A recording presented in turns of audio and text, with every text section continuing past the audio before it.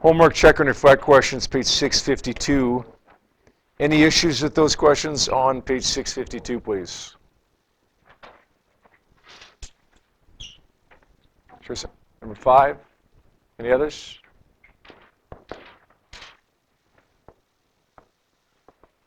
That's it? Just number 5? All right, let's take a look at 652, number 5. Bless you. It says a communications satellite is in orbit around Earth at an altitude of 2.00 times 10 to the 4 kilometers. We know we don't want to use kilometers, so we're going to circle that right away. Satellite is directly above a ground-based station. How long does it take a signal to travel between the satellite and the station? The big thing that you got to recognize here, besides that unit conversion, is the speed of light. The speed of any EMR wave, including radio waves, which is what would be used here.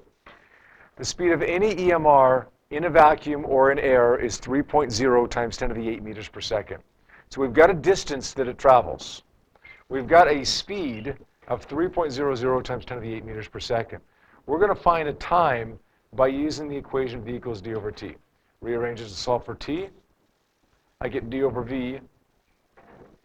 So it's 2.00 times 10 to the, not times 10 to the 4, but rather times 10 to the 7 meters. Okay, we got to multiply it by 1,000. And then we're going to divide that by 3.00 times 10 to the 8 meters per second. When I do the math there, I should get 6.67 times 10 to the negative, anybody have that? 10 to the negative 2? Is it right? 6.67 times 10 to the negative 2 seconds. Is that good? What was the issue with that? The speed? Oh, okay. Converting the distance. Okay. Okay, fair enough. No other issues with those? All right.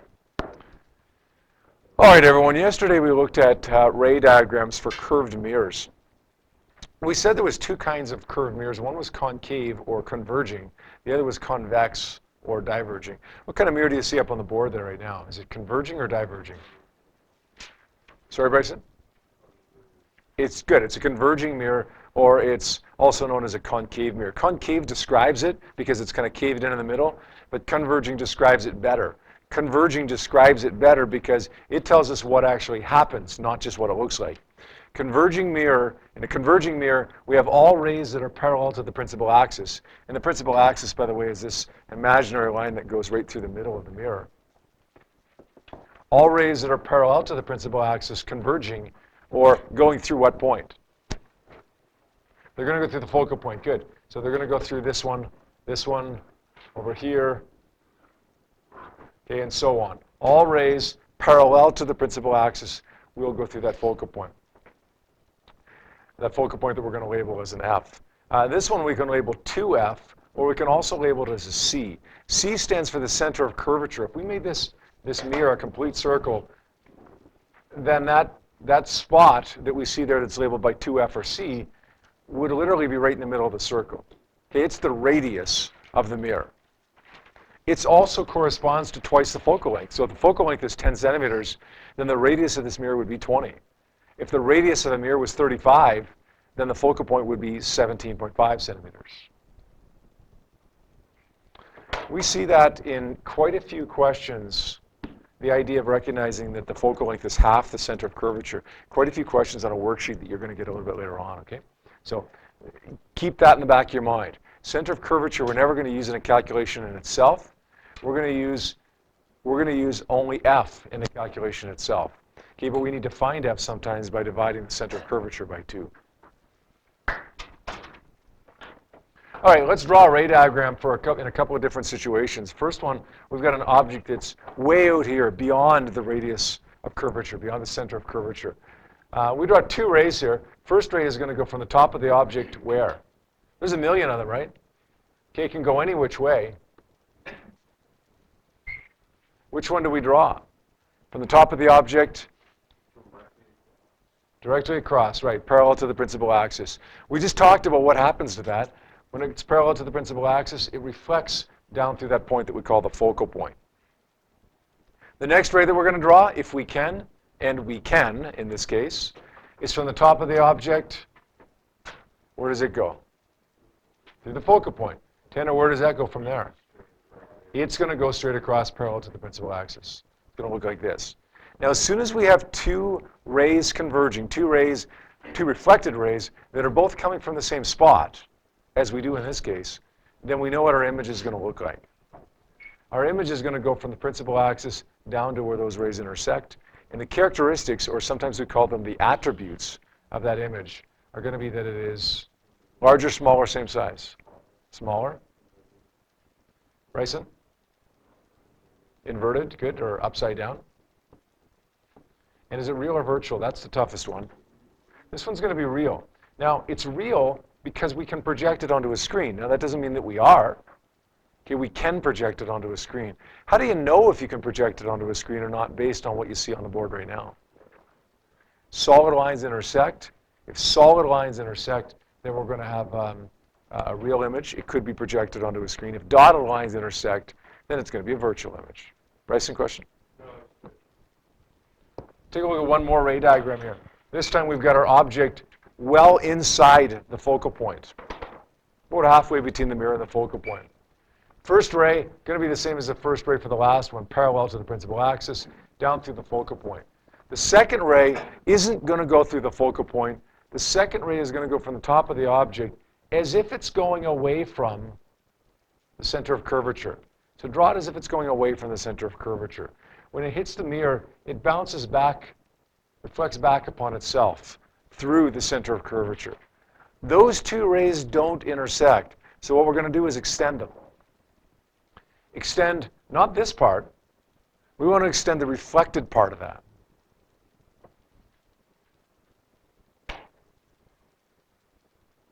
We want to extend the reflected part of this. They converge at this spot. What are the characteristics of that image? This image is larger, smaller, same size. It's larger. It's upright. It's right side up.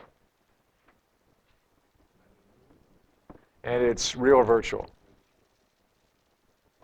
Real or virtual? I thought you just, sorry? Yeah, imaginary, virtual, yeah. It's.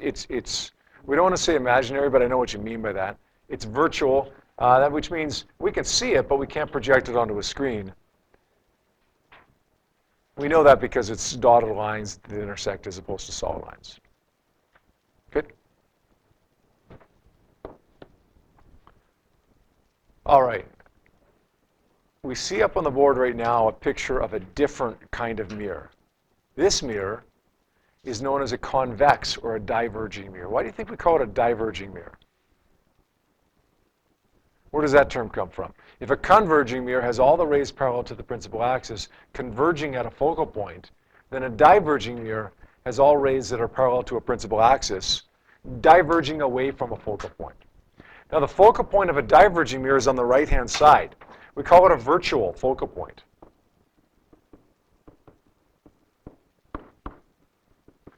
It's a virtual focal point because rays don't really converge there. If I have an object way over here, the rays of light that are coming from this object don't converge at that focal point. They virtually converge at that focal point. It's like they do, but they don't.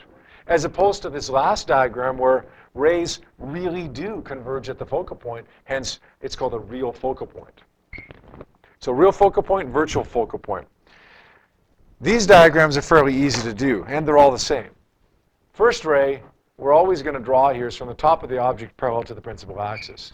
Now, we'd like to draw it down like this, converging at the focal point, but we can't do that because the ray of light, when it strikes the mirror, bounces off. It can't go through it. It's got to go back. So that second ray doesn't happen. Come down here? No. If it went down there, that would be a converging mirror, and this is a different shape, so it's not a converging mirror. Rather, what happens here is it diverges. It's as if it goes down through the focal point, but the reality is it actually goes up away from the focal point. If we were to extend that ray that we just draw reflected, it would go back through the focal point on the right-hand side, the virtual focal point. Now, the second ray of light is going to go from the top of the object down toward the focal point. Use a ruler, draw it right down toward the focal point.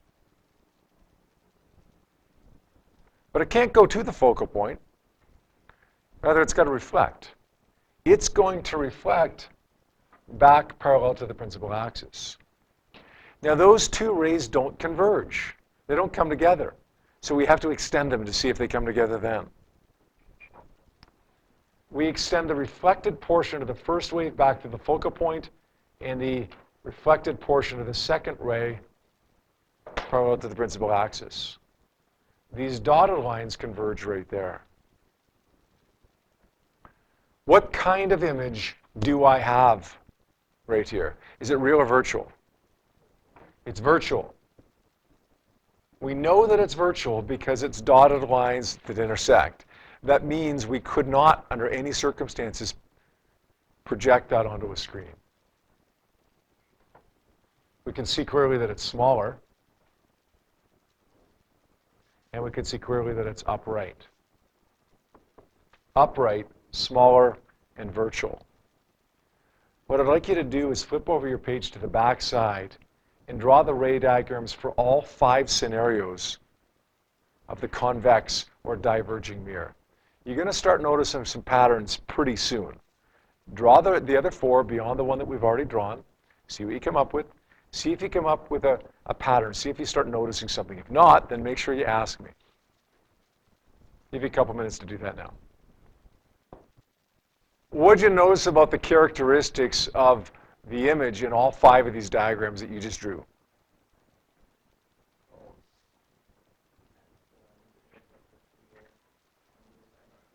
Okay, fair enough. The position of the image changed a little bit. The size of the image actually changed a little bit as well. But what we should have noticed is the characteristics of the image, the 3 general characteristics or attributes of the image, ended up being the same for all 5 of these diagrams. That's always going to be the case. Where have you seen a mirror like this before? Where have you seen a convex or a diverging mirror in your lives before? Sorry? The convenience store, right? You see them at convenience stores all the time. Not as much as you used to, because now they use the video cameras a little bit more than they use these. But they used to use these security mirrors a lot at stores. They still do sometimes. They do that because it allows the clerk in the store to see anywhere in the store. You get this mirror up in the corner. The guy looks up in the corner. He sees everywhere in the store. Now, it doesn't depend upon where the person is standing. If you've got somebody in the candy aisle and somebody else getting milk over there, you're going to be able to see both of them in that diverging mirror, and neither of them are going to appear to be upside down or anything like that. They're all going to appear in that mirror, and they're all going to appear smaller, upright. Okay, the characteristics, no matter where the person is or no matter where the object is going to be the same. The exact size, a little bit different, but the characteristics, the general characteristics are going to be the same. Where else have you seen it? The circus? When you were in the circus or when you went to see the circus? The funhouse, yeah. You see them in funhouse mirrors all the time, right? You see concave or converging, but you also see convex or diverging as well. Depending upon where you stand, yeah, that's going to affect the size of you in that image or in that mirror. But the general characteristics as you appear in that mirror are going to be the same. Smaller, upright, and virtual. You ever seen one that's been convex only on one axis? There's the funhouse right there, right? Sometimes they do something like this, right? They make it convex this way so that you don't appear smaller horizontally. You appear the regular size because it's a plain flat mirror horizontally, right? But you do appear smaller vertically. So you seem to be short, right? Okay. Really short and horizontally the same size. So, you kind of seem short and stubby a little bit there. You may not have noticed this. In fact, you may never have even actually seen this. But you've probably encountered this at some point in your lives, especially the girls, not even realize it. Sometimes in a store, in the change rooms, they have mirrors that aren't completely flat. They have mirrors that are convex on one axis, like this. What does that do? You appear to be the same height, but horizontally, you appear to be thinner, right?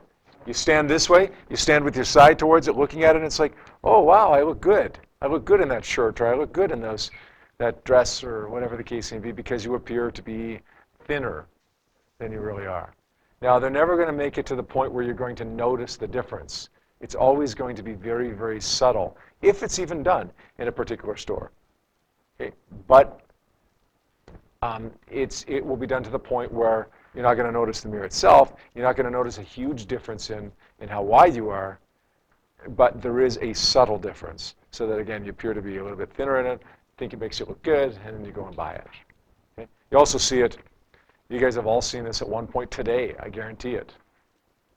As you're driving and you look at the right-hand mirror in your car, what does it say on that mirror? Objects in mirror are closer than they appear. Why does it say that? Well, because you're actually looking at a slightly convex lens, slightly convex mirror. Why do they make it slightly convex as opposed to just plain flat? You can see more, right? You can see more. The downside of that is it makes it smaller, but you can see more. I used to drive a delivery van when I was your age. From the time I was 16 to about 21, I drove a delivery van. And the one that I drove most of the time had mirrors just like most vehicles. Just same thing. The left-hand side was a plain flat mirror. The right-hand side, the passenger side, was slightly convex. Okay? The mirrors were incredibly important in a delivery van because there's no windows in the back. You can't see out the back of the van. You have to rely on your mirrors in order to pass somebody or in order to parallel park or whatever. There was one van, though, that was kind of the backup van, the fill-in van, when the one van was in the shop. Yeah, I'd use that every once in a while, and I hated it with a passion. Every time you'd pull out to pass somebody, it'd be easy to pull out to pass somebody. It would be a nightmare trying to pull in front of them, because it was a plain flat mirror on the right-hand side, the passenger side, as opposed to the slightly convex mirror. So I couldn't see a whole lot. You could see, the benefit of it was that the objects in the mirror were exactly the same as they appeared. They didn't look to be further away than they really were. That was a slight benefit. But you couldn't really see much unless it was directly behind that mirror. So you're trying to pull in, you're trying to see if there's a car that's in that lane or how far ahead of the car you are. You can't even see the car in the mirror. Okay, convex mirrors work better that way because they allow you to see more. Okay, the downside to them is that they do appear to be a little bit further away than they really are. Sometimes you see them on the mirrors of semi-trucks as well, right? They've got the plain flat mirror, and at the bottom of the mirror, they've got this convex one, so that the semi-truck can see a little bit more. The driver can see a little bit more near the bottom of the mirror. Yeah. But I mean, ultimately, it's so they can see more, right? If you've got that plain flat mirror, you're going to see right behind that plain flat mirror. So if you want to see something, beyond that narrow tunnel right behind that mirror, you've either got to turn the mirror every time, which is a pain in the butt, or have something that's convex that allows you to see more. The downside to it is it's not the right size. The upside is you end up seeing more. Let's draw one more of these just to make sure we're okay with this, okay? Let's draw one that's really close to the mirror this time. First ray is going to go parallel to the principal axis. It's going to go up away from the focal point. Second ray is down toward the focal point. It's going to go back parallel to the principal axis. Let's extend these. This one, the extension of the reflected ray goes back this way. The reflected ray goes back this way horizontally. We can see the exact positioning of that image is a little bit different. The size of it's a little bit different, but the three characteristics are still the same. It's still smaller, it's still upright, and it's still virtual. Good?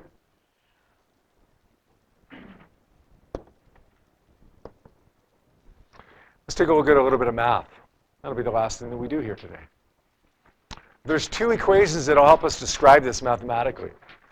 The first one we call the mirror equation. It says 1 over f is equal to 1 over do plus 1 over di. The second one we call the magnification equation. M is equal to hi over ho equals negative di over do. So three parts to that one. Let's identify what some of these variables mean. F is going to stand for the focal length. The focal length is the distance from the mirror to the focal point. DO is going to stand for the object distance.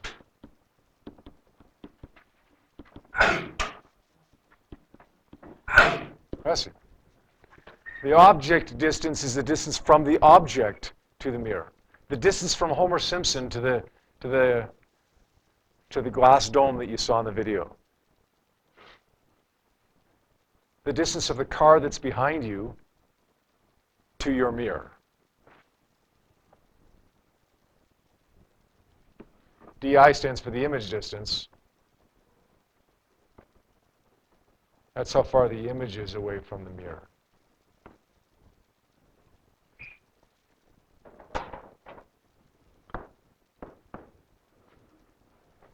M stands for magnification. Magnification is how much bigger the image is than the object, the size of the image relative to the size of the object. If the image is twice as big as the object, then M will be 2. If it's half as big, then M will be 0.5. DO and DI we've already identified. HI will be the height of the image, how tall it is. And HO will be the height of the object.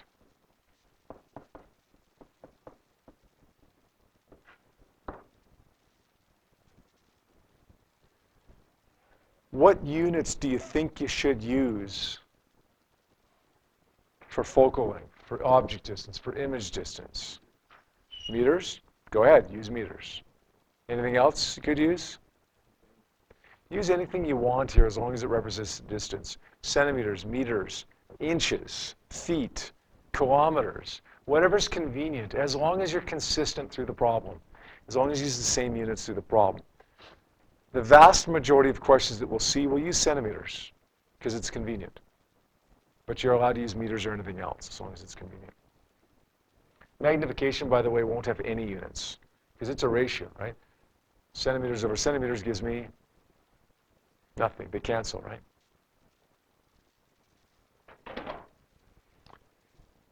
All right, I want you to complete this table here. This table is going to show us sign conventions. When DO should be positive, when it should be negative. When F should be positive or negative. When DI should be positive or negative.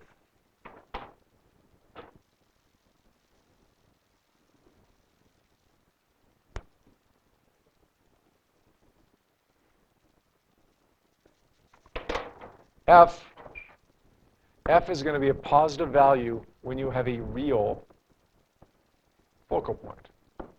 F is going to be negative when you have a virtual focal point. Anybody tell me when you do have a real focal point versus a virtual focal point? When do the rays really converge at a focal point? It's when you have a converging mirror, right? When do they virtually converge there? When do they not really go through the focal point? When you have a diverging mirror. Right? Concave, the rays go through the focal point. Convex, they don't. Real versus virtual.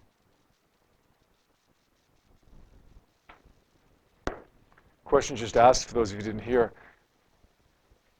What if you have a virtual image with a real focal point? What does that say about the focal point? Nothing.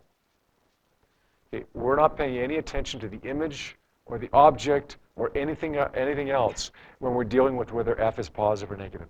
F is positive or negative based solely on whether F is a real focal point or a virtual focal point. If you've got a converging mirror, you've got a real focal point, and it's going to be a positive F. It doesn't matter what your image looks like. If you've got a diverging mirror, you've got a negative focal point, and it's going to be negative no matter what the image or the object looks like. So the focal point is defined as positive or negative based only on the characteristics of that focal point, not on anything else. Does that make sense? All right, let's take a look at DO now. DO is positive when you have a real object. It's negative when you have a virtual object. Now, when do you have a real object and when do you have a virtual object? The good news is for us in Physics 30, it will always be a real object, and it will never be a virtual object. If you go on in physics, you may find that you can have a virtual object. If you have a double lens system, one lens here, one lens here, the image from the first lens can serve as the object for the second lens. And if it's a virtual image, then it would serve as a virtual object. We won't encounter that, though. So every time you see an object, a DO, make it a positive value. Because for us in Physics 30, it's always going to be a real object. DI, the image distance, this comes back, Nick, to the question you were asking earlier. Well, what if the image is virtual? Well, then, if the image is virtual, then we're going to get a negative DI. Not a negative F, but a negative image distance. When is DI positive? If you get a real image. Now, when you're defining DI as positive or negative, it doesn't matter what the focal length is, positive or negative, or the object distance. It doesn't matter. You're only looking at the one variable at a time. DI is negative when DI is virtual. DI is positive when it's real. HO is positive not when you have a real object. DO is positive when you have a real object. HO is positive when you have an upright object. And HO is negative when it's an inverted object. So if the object is upside down.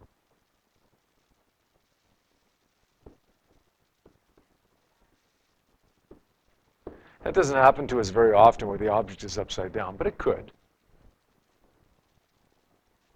HI is positive when you have an upright image. And it's negative when you have an inverted image.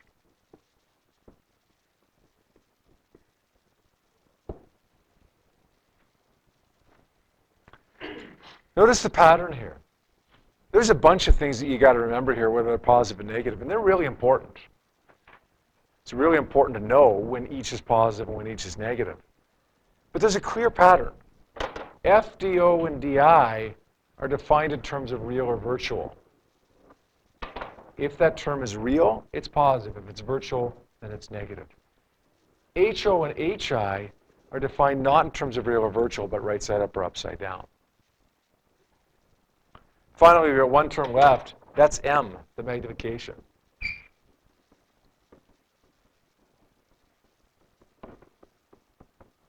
M is positive when the object and the image are on the same side of the principal axis.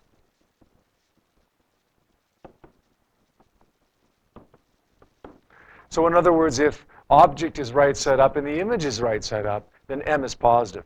If the object is upside down and the image is upside down, then M will still be positive because they're both on the same side of the principal axis. If they're on opposite sides, in other words, one's right side up, one's upside down, then M will be a negative value.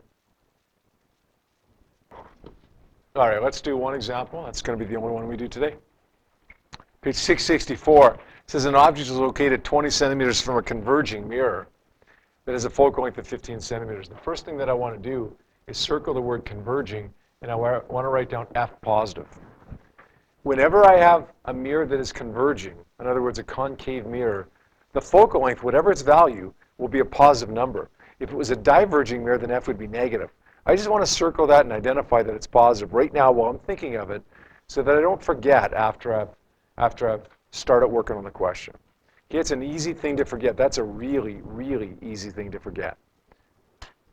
Now, as it turns out, when it's converging, if you forget, you're probably going to make it positive by default. You're probably just going to make it positive, right? The real danger is if it's diverging. Okay, if you forget then you're probably going to make it positive when it should be negative. Circle it. When you see converging or diverging, Draw attention to it so that you don't forget. I'm not going to bother circling the units because I'm allowed to use whatever units I want. This 20 centimeters is the object distance. It's the distance of the object to the mirror. We're going to call that DO. This is my focal length, and as I said just a second ago, it's going to be a positive value. We want to know where the image will form. We're looking for DI. We're told that the object, HO, is 5 centimeters high, and we'll assume that it's right side up, therefore positive.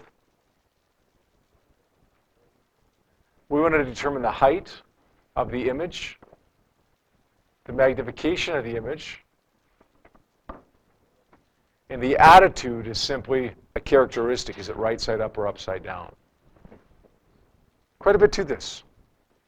3 things that we've got to find mathematically, and then the attitude or the orientation of it as well. We've got those 2 equations. 1 over f is equal to 1 over do plus 1 over di, and the magnification equation. We've got f, we've got do, we want to find di. We're going to use that Mayer equation. 1 over f is equal to 1 over do plus 1 over di. We're going to sub our numbers in there. We're not going to try to rearrange it first. We're going to sub our numbers in there, and then we'll rearrange it. We've got 1 over 15, and it's positive. We identified in the beginning that it was a positive f. DO is 20. It's positive, because it always is. Plus 1 over di. I want you to watch what I'm going to do on my calculator right now. I'm going to give you a shortcut to solve this. Here's what I want you to do with your calculator. You've got to take the 1 over 20 over by subtracting. Right, 1 over 15 minus 1 over 20 equals 1 over di, and then you're going to solve for di. The way that I learned to do fractions when I was your age was to find a common denominator. The common denominator between 15 and 20 would be 60. But there's a much easier way to do it now. Follow along with what I do on the calculator here, okay? I've got 15, 1 over 15, that's the same as 15x to the minus 1. Let's take 20 to the minus 1 over by subtracting. So 1 over 15 minus 1 over 20. Press equals. That's not my answer, but it's close. What's that represent? 0.0167 is what? It's 1 over di. I want to find di. Just hit x to the minus 1. Enter. di ends up being equal to 60.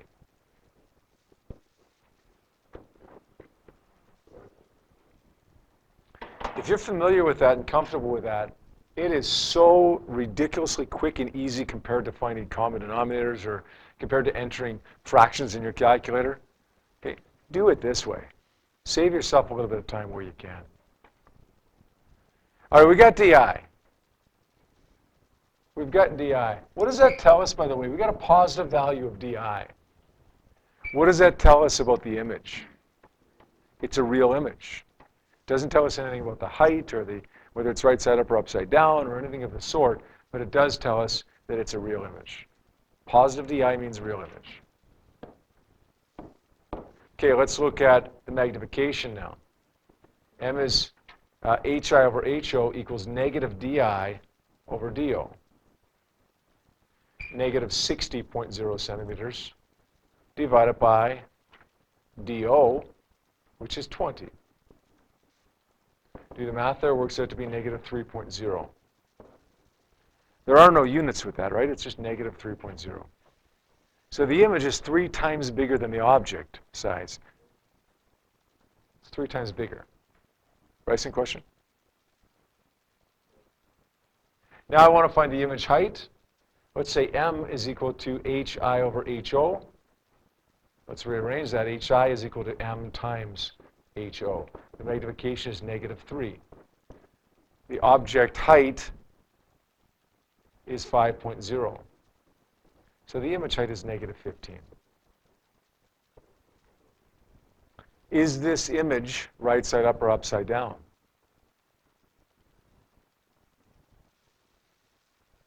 Why do you say that, Rob? Good. If you have a negative HI, it means the image is upside down. Even the magnification was enough to tell me that if the object was right side up, then the image would be flipped over. Negative magnification tells us they're on opposite sides of the principal axis.